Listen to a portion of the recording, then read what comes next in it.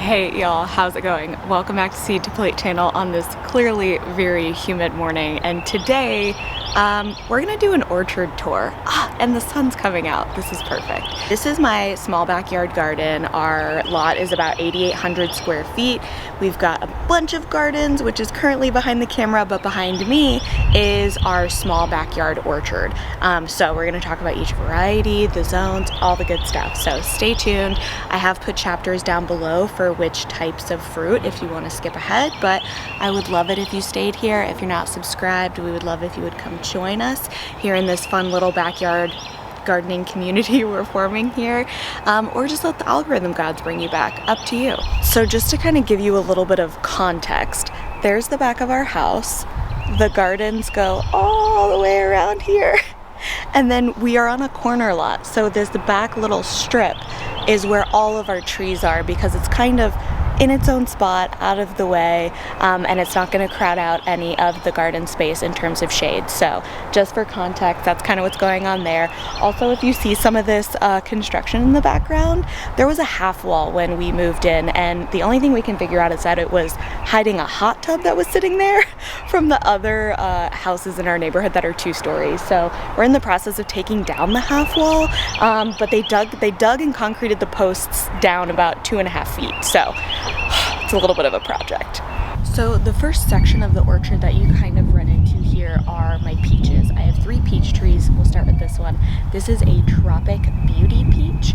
Now, I wanted to try this variety because it requires low chill hours. So with a lot of stone fruits, they require chill hours, which are hours of the year where you are below freezing. So this one only requires about 150 to 250 chill hours. It's got more of like a scarlet yellow fleshed peach. So I don't have any white fleshed peaches. All of mine are yellow fleshed. And usually you'll get a harvest on it in June. So I bought this tree this year, and so I definitely am not going to get peaches on it this year, but I am really excited for it. You're going to be looking at zones for this one, usually 9+. I'm in 8B, so I'm in Central Texas, zone 8B, and there's 2 different 8s. There's 8A and there's 8B. So I'm close enough to 9 to where I can just give this guy a little love and it'll make it through the winter perfectly fine. Now, in general, with my whole entire orchard, I'm not planning on letting anything get to its full mature size. I'll be heavily pruning everything in here because everything's pretty close together, and we're only 2 people right now, so we don't need massive, massive fruit production. So with this tree, it can get up to 18 feet tall with about a 15-foot spread, which is basically how wide the tree is going to get. So we're probably not going to let it get that tall, although with where this one's at, we could, because it's not super close to anything else that gets that big. So this one definitely has the room to get that big, but in general, we're probably not going to let it get that big. So it probably will give us some fruit next year. And just in general, I need to give all my peaches a little bit of fertilizer just to kind of, help them through their transplanting year. So this next peach tree, this is a Sam Houston peach. And this one was developed by Texas A&M University, so, we had to have it. We're in Texas. So this variety also has yellow fruits with scarlet skins. And this one requires a lot more chill hours. So this one actually requires about 400 to 500 chill hours, which is more in line with what we normally get here in Central Texas. So I've had this now for a couple of years. It's lived in a pot. It produced 3 peaches last year that were very small. They were like that big. And it had a few peaches on it when I planted it, but unfortunately the transplanting process made it pretty sensitive, and so we are not going to be getting peaches off this tree this year. But this one, you end up usually with about a late June, early July harvest. So we're definitely looking forward to this one next year. And this one did do really well in a pot when I had it in a pot, but obviously I'm very happy to get it in the ground. So this is actually a type of peach that you can have in zones 5 through 9. So this can go a lot further down than the Tropic Beauty because it requires more chill hours. And in terms of mature size, this one's only going to get about 12 to 15 feet tall. So I'm 5 feet tall, and I bet it's right around maybe 4.5 feet at this point. So this one also has a lot of room to get to full size if we allowed it to, but again, we're probably going to be keeping things pretty pruned back because these trees are all fairly close together. So this tiny peach tree is actually a rooted cutting from my old community garden. So my old community garden that's near downtown Austin had a massive orchard, and I took a cutting from the fall pruning from the peaches and I went ahead and rooted it. So I've had this now for probably at least a year and a half, 2 years. I think I rooted it, it would have been the fall of 2021. Yeah, so about a year and a half. So this one I'm gonna have to give it its first prune before too long here, because it's definitely developing a couple of branches that I don't want it to, but it's looking really healthy. So I don't know the variety because nobody knew the variety, but I remember the peaches, they were a scarlet outside with yellow flesh, and they were really sweet. So I'm really excited for this. This is just kind of one of those, you know, memento type plants that you get. These peaches were pretty large, so they were pretty large trees, and it's going to be a really long time before we get any fruit off of this little peach tree. I bet it takes at least the next 3 to 4 years, but we will see. It's putting on lots of new growth, it's looking very happy and healthy, and really that's all we can ask for. So with peaches in general, all of the varieties that I have, and I think all varieties of peaches in general, I will fact check myself if I'm wrong somewhere around here, they're all self-fertile, so you don't need a male and a female tree to pollinate each other. So in terms of the planting process, I did not do anything special to plant these peach trees. We have peach trees that grow really well around here, so I just dug a hole, put them in there, and I made sure to water them in really well when I planted them. But in general, peaches in our area don't need a ton of TLC like some of the other things we'll be talking about. The two things I will do is use a really nice balanced fertilizer. So when you see those 3 numbers, the NPK, the nitrogen, phosphorus, and potassium, I'll use a nice balanced fertilizer just to help their growth, because that's really what I'm trying to focus on with these plants right now, is just getting established and growth. So I'll give them a little more water than maybe just the rain, and then I'll make sure to give them a balanced fertilizer. In regards to pruning, I have never pruned my fruit trees before. So I will actually be leaving some videos down below that I will be referencing to prune my fruit trees. So generally, from what I understand, in hot climates, you want to prune your fruit trees in the late summer and then also in the winter. So that's when I will be doing all the pruning. Don't worry, I'll make videos, and I will be following other people's expertise. So that's when I will be pruning my peach trees. And in regards to preserving and how I plan to use the peaches, I have a soft spot for peaches because I loved canned peaches as a kid. So I'm planning on like canning peaches in my own syrup in jars, and then also just for fresh eating. I love making peach cobbler. Honestly, I'm one of those people who will literally just grab a peach off the tree and like eat it. TBD on if I rinsed it or not. And so I'm pretty excited for peaches. Again, my expectations this year are 0. My expectations next year will still be pretty low, but we're gonna hope for the best in regards to peaches. Next section, apart from the peaches, are my citrus. So I kept the citrus really close to the house. So let me show you. The walkway from our back door, the citrus is right here.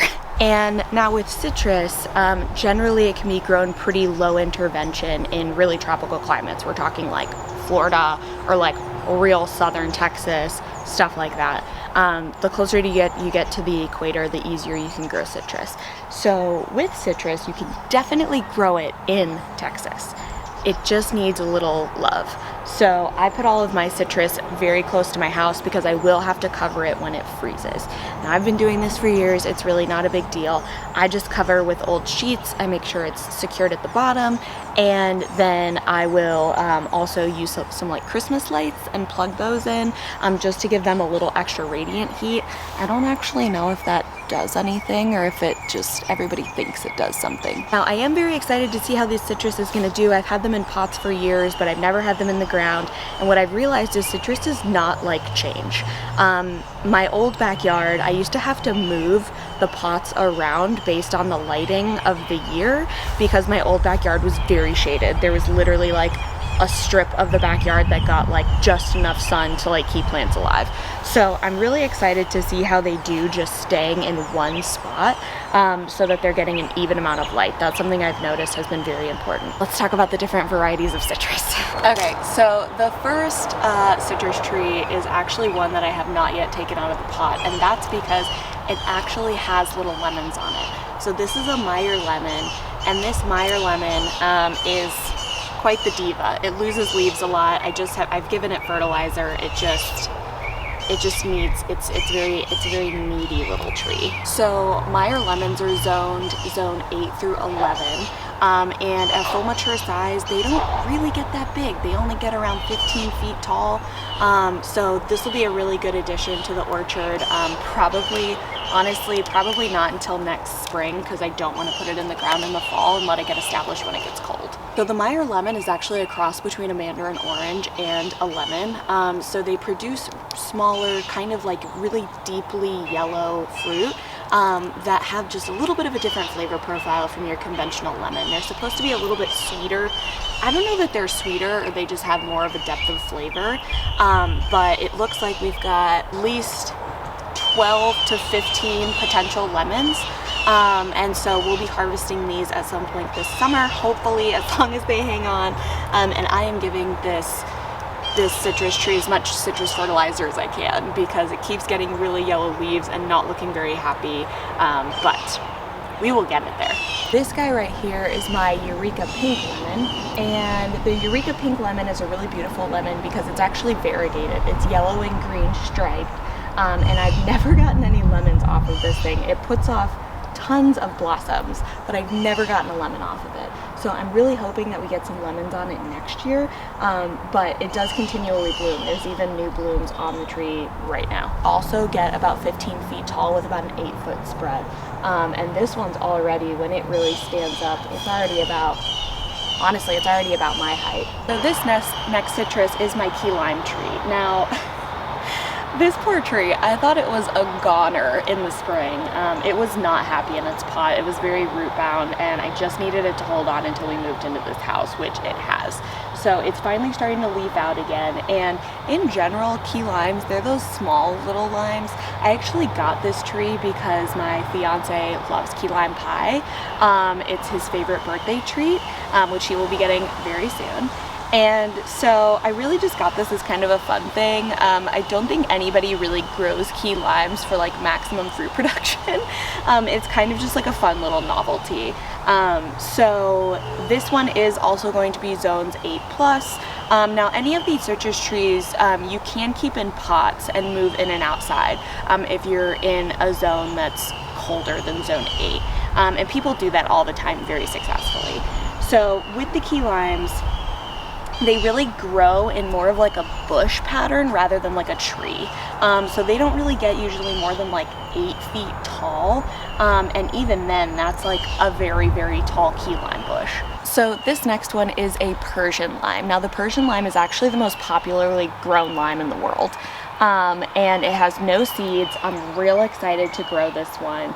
This one had a few fruit on it when I planted it, which was a bad idea to do that, which is why I didn't end up planting the Meyer lemon, because it went through transplant shock and then it dropped all of the fruit it had. So a little bit of a botch by Brooke, but that's okay. This one again is going to be zones 8+, and this one won't get any more than 8 feet tall with at least a 5-foot spread. So this one won't get very tall either.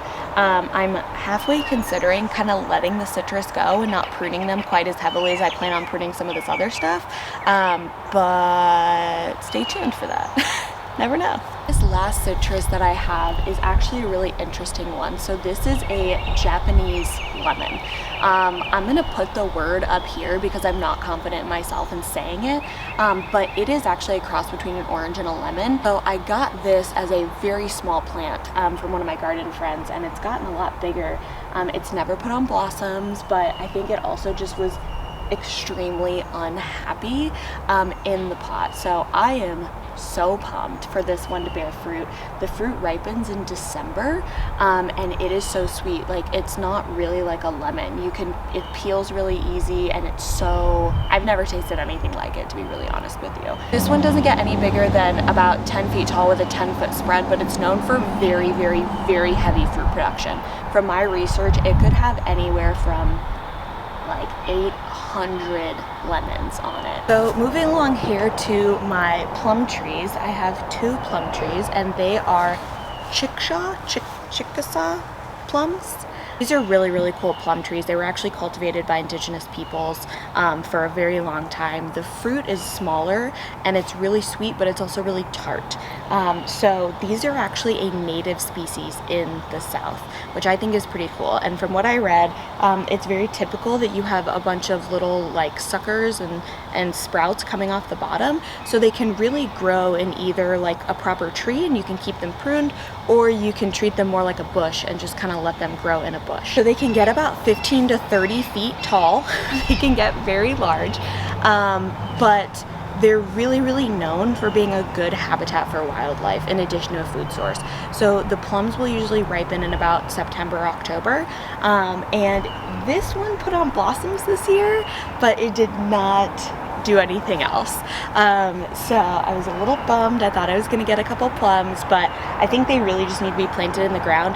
These are ones that are really big. They're in massive grow bags, and so one of these weekends when I have like a lot of energy, I just need to get them planted because they're just getting bigger. They're not getting smaller.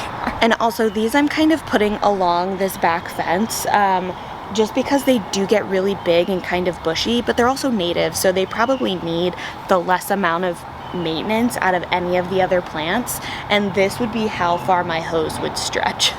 So that's why I place them where they are, because they'll do a lot better in our environment since they are technically a native species. So last but very certainly not least are my fig trees. Now I have 5 different types of figs. I got them all as rooted cuttings, and I have managed to lose the labels on every single one. So they're very small, and so I won't be able to figure out which varieties they are for a while. I know a few of the varieties. I think one of them is Mary Lane fig, one of them is an LSU purple fig, one of them is a green something fig, but in general my plan with the figs is to let them grow to 2 or 3 branches. Figs can get really wild here.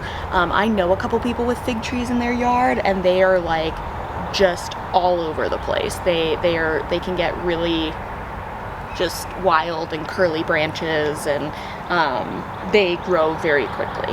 Now I will say figs are one of the more hardy trees that I've had experience with, but they also can be kind of sensitive. So they'll lose their leaves, but then they'll get them back really quickly. It's very bizarre. So in regards to the figs, they don't really seem to need much in the way of fertilizer, but I will probably give them like a balanced fertilizer just to kind of help their transplanting. And they seem to just bounce back from trauma really quickly. One of these over here I actually accidentally ran over with a very large branch from the trees back here that I was trimming, and it's already growing back new growth. And that is our little backyard home orchard.